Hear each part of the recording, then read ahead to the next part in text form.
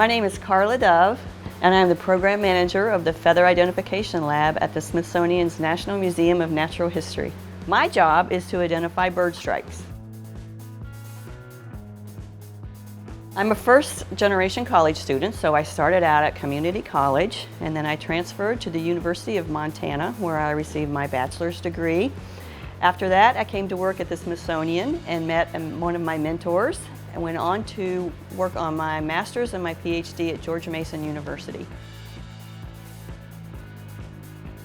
I've worked in a lot of restaurants, fast food restaurants. I've skinned birds when I was at University of Montana, and just about anything that I could make a little money at. I would say study all the science and biology and do all the cool stuff that you can do, because this is really fun stuff. I give all the credit of my career to my mentors and my influential teachers over the years. I had very good elementary school teachers, very good biology teacher in high school. Then when I went to community college, I had an excellent mentor who was an all-around naturalist. And at the University of Montana, I had an excellent teacher who was really into birds, and my ornithology professor there was excellent, took us into the field, and that's really where I got my love for birds.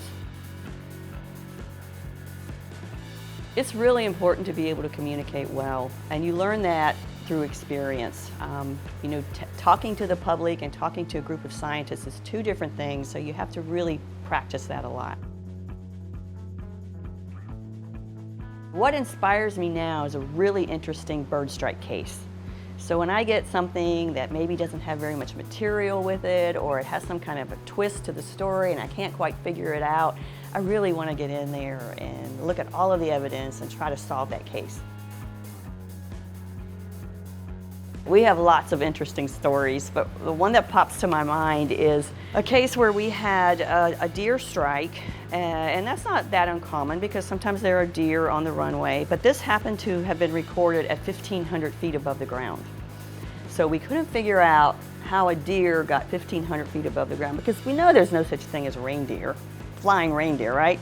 So we really worked on this case a lot, and we sent the sample to the DNA lab several times. It kept coming back as white-tailed deer. And then we went back to the sample. We took a microslide and we looked at the tiny little barbules that we found in the feather sample there, and we identified it as a black vulture.